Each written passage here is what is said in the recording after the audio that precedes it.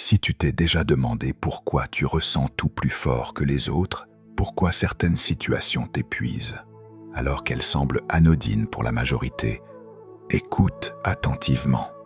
Peut-être que le problème n'est pas que tu sois trop sensible, peut-être que tu perçois simplement plus. Depuis longtemps, on te décrit comme hypersensible, trop émotif, trop réactif, trop affecté, mais ce mot ne dit pas vraiment ce que tu vis, car ce que tu ressens n'est pas seulement une émotion amplifiée, c'est une perception plus fine de la réalité. Et aujourd'hui, nous allons mettre un mot plus juste sur cette expérience intérieure. Tu n'es pas hypersensible, tu es hyperperceptif. Le terme hypersensible est devenu courant. Il est souvent utilisé pour désigner quelqu'un qui réagit fortement, qui pleure facilement ou qui se sent vite blessé. Mais ce mot réduit une expérience complexe à une simple fragilité émotionnelle. Or, beaucoup de personnes dites hypersensibles ne se sentent pas fragiles. Elles se sentent saturées. Ce n'est pas l'émotion en elle-même qui est trop forte. C'est la quantité d'informations perçues qui est trop grande. Tu captes les sons, les silences, les regards, les tensions invisibles, les ambiances, les non-dits. Tu captes tout, même ce qui n'est pas exprimé. Quand tu rentres chez toi après une journée pourtant ordinaire, ce qui t'épuise n'est pas ce qui a été dit, c'est tout ce que tu as perçu sans que personne ne le formule. Les micro-expressions du visage, les intonations de la voix qui ne correspondent pas aux mots, les silences qui en disent plus long que les phrases, l'atmosphère d'une pièce, les incohérences subtiles entre les mots et les intentions. Ce n'est pas l'émotion qui te fatigue, c'est le traitement permanent d'informations subtiles que les autres ne remarquent même pas. Alors la vraie question n'est pas « pourquoi est-ce que je ressens autant ?», mais plutôt « pourquoi est-ce que je perçois autant ?» Et c'est là que le regard change. Être hyperperceptif, ce n'est pas ressentir plus fort, c'est percevoir plus finement. Là où d'autres voient une situation simple, tu perçois plusieurs couches. Là où d'autres entendent des mots, tu ressens l'intention derrière les mots. Là où d'autres avancent sans se poser de questions, tu ressens un malaise discret, une incohérence, quelque chose qui ne sonne pas juste. Prenons l'exemple de deux personnes qui entrent dans la même pièce. L'une remarque qu'il y a du monde et que la musique est forte. L'autre capte, en quelques secondes, la qualité de la lumière et son effet sur le corps, les conversations qui se superposent, le décalage entre un sourire et la tension dans des épaules, le malaise entre deux personnes qui font semblant, sa propre respiration qui change.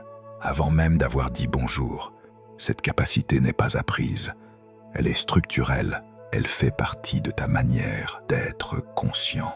Elle touche la perception sensorielle, la perception émotionnelle, la perception cognitive. Et très tôt, tu as compris une chose, le monde est bruyant pour quelqu'un qui perçoit autant. Ce n'est pas une question de volonté, ce n'est pas un choix, c'est ton système qui est configuré ainsi. Alors pourquoi l'hyperperception te fatigue autant? Le problème n'est pas de percevoir, le problème c'est de percevoir sans filtre. La majorité des gens filtrent naturellement, leur cerveau fait le tri, il ignore les bruits de fond. Il ne s'attarde pas sur les détails émotionnels. Il compartimente. Toi, ce filtre est absent ou beaucoup moins performant. Et donc, tout entre. Tu ne choisis pas de remarquer que ton collègue a changé d'intonation. Tu ne décides pas de capter que l'ambiance est tendue, même si tout le monde sourit. Tu ressens avant de comprendre. Tu comprends avant de pouvoir te protéger. Et une fois que tu as compris, il est déjà trop tard. L'information est entrée, l'impact est là, la charge est ajoutée. C'est ce cercle qui crée l'épuisement, parce que la protection normale, celle qui consiste à filtrer avant que l'information n'entre, n'existe pas chez toi. Tu ne peux te protéger qu'après coup, quand le mal est déjà fait, quand l'énergie est déjà dépensée. Et c'est là que tout s'enchaîne, fatigue émotionnelle, surcharge mentale, besoin fréquent de solitude.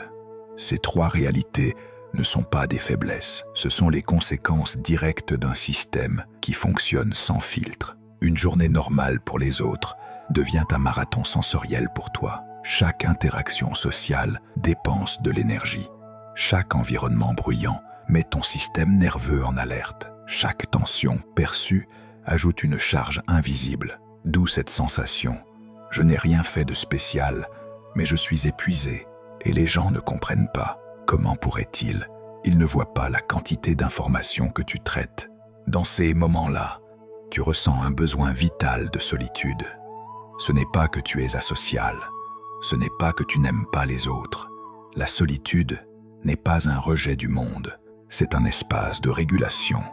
C'est le seul moment où ton système nerveux peut baisser la garde. Sans ces espaces, tu satures, tu deviens irritable, tu perds pied. C'est le prix d'une conscience fine dans un monde grossier. Tu es hyper perceptif. Tu as probablement entendu. Tu prends tout trop à cœur. Tu te compliques la vie. Tu devrais relativiser. Les autres y arrivent bien, eux, à force. Tu as intégré l'idée que le problème venait de toi. Alors tu as essayé de te fermer, de faire semblant de ne pas ressentir. Mais se fermer quand on est hyper perceptif ne rend pas plus fort. Cela crée une dissociation intérieure. Tu continues de percevoir, mais tu n'oses plus écouter ce que tu ressens. Tu crées une séparation entre ce que tu ressens réellement et ce que tu t'autorises à ressentir. Cette dissociation crée de l'anxiété. Ton système capte un danger que tu ignores, de la confusion. Tu ne fais plus confiance à tes ressentis, de l'épuisement. Tu te coupes de ta boussole intérieure et paradoxalement, tu deviens plus vulnérable. Le problème n'a jamais été ta perception. Le problème, c'est qu'on t'a appris à la voir comme un défaut, plutôt que comme une caractéristique à comprendre et à respecter. L'hyperperception n'est pas un trouble, c'est une fonction de conscience avancée. Certains ont une vision plus aiguisée, d'autres ont une ouïe plus fine. Toi, tu as une conscience plus étendue. Ce n'est pas une pathologie, c'est une variation normale du fonctionnement humain. Historiquement, ce sont ces personnes qui percevaient les déséquilibres, les dangers, les tensions invisibles. C'étaient elles qui détectaient les changements subtils dans l'environnement, sentaient les tensions avant qu'elles ne dégénèrent, percevaient les signaux faibles, ressentaient ce qui n'allait pas. Cette sensibilité avait une valeur de survie. Aujourd'hui, cette capacité évolue dans un environnement qui ne la respecte pas. Trop de bruit, trop de vitesse, trop de stimulation, trop de superficialité. Notre monde moderne est caractérisé par une surstimulation permanente, des rythmes accélérés, une sursocialisation, une valorisation de la dureté. Alors que faut-il faire? Tu n'as pas besoin de devenir moins sensible. Tu as besoin de respecter la manière dont tu fonctionnes. Tu as besoin de créer des espaces calmes, pas de temps en temps, tous les jours, un lieu où ton système nerveux peut enfin relâcher la tension. Une pièce silencieuse où rien ne sollicite ta vigilance, ou une promenade seule, sans objectif, sans conversation, juste le rythme de tes pas qui laisse le corps et l'esprit revenir à un état plus stable, un moment avant que le monde se réveille. Identifie ce qui te surcharge. Trop de lumière, tamise. Privilégie une lumière plus basse, évite les éclairages blancs et agressifs et laisse l'espace visuel se calmer. Trop de bruit, réduis ce qui arrive en même temps.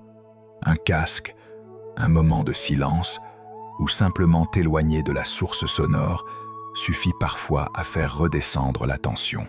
Trop de monde, limite les interactions intenses pour ne pas exposer ton attention à trop de signaux en même temps.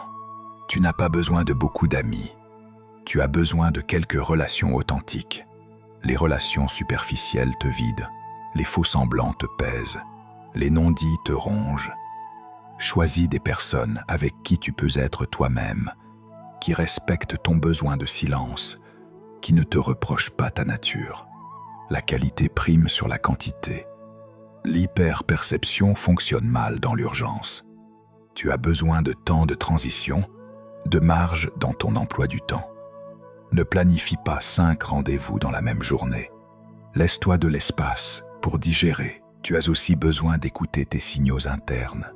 Ton corps te parle. Il te dit quand tu es en surcharge, quand tu as besoin de retrait, quand une situation n'est pas saine. Apprends à reconnaître la tension dans les épaules, l'irritabilité soudaine, l'envie de fuir, la difficulté à penser clairement. Ce ne sont pas des faiblesses, ce sont des alarmes. Tu n'es pas obligé d'aller à toutes les soirées. Tu n'es pas obligé de supporter tous les environnements. Tu n'es pas obligé de maintenir toutes les relations.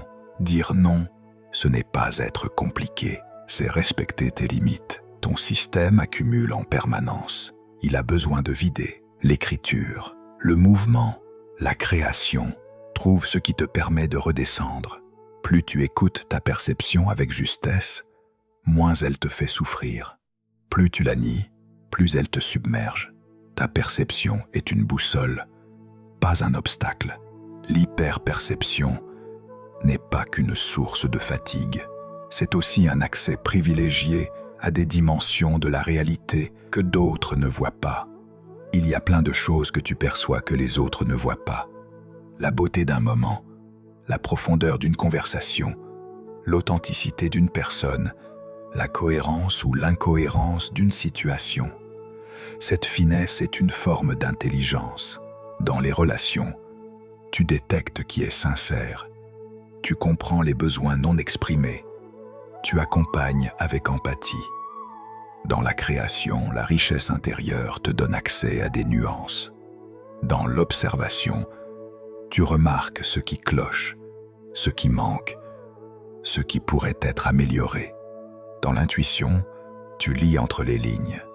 Tu as souvent raison sans savoir pourquoi, mais pour que cette force reste une force, tu dois la protéger. Ne pas t'exposer inutilement, ne pas porter les fardeaux des autres, ne pas utiliser ta perception pour t'effacer.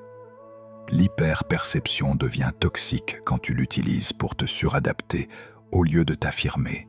Tu dois intégrer ta nature. Intégrer ta nature ne veut pas dire t'isoler du monde. Cela signifie choisir avec soin, respecter tes limites. Tu n'as pas à tout supporter. Tu n'as pas à tout comprendre. Tu as simplement à honorer la manière dont tu es conscient. Si tu t'es reconnu dans cette vidéo, retiens ceci. Tu n'es pas un défaut. Tu n'es pas faible. Tu perçois juste plus que la plupart des hommes. Et dans un monde qui valorise la dureté, tu es souvent mal compris. Mais tu restes l'une des perles rares de l'espèce humaine. Ton rôle n'est pas de devenir quelqu'un d'autre. Ton rôle est d'apprendre à vivre avec cette nature sans te brûler.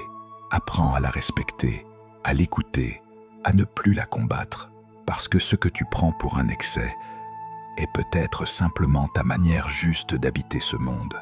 Et si cette vidéo t'a parlé, abonne-toi à la chaîne et écris en commentaire « hyper perceptif » et « j'accepte ma nature ». Surtout, partage la vidéo avec quelqu'un qui pourrait en avoir besoin. Parce qu'il y a encore beaucoup de personnes hyper perceptives qui se croient en défaut alors qu'elles fonctionnent simplement autrement.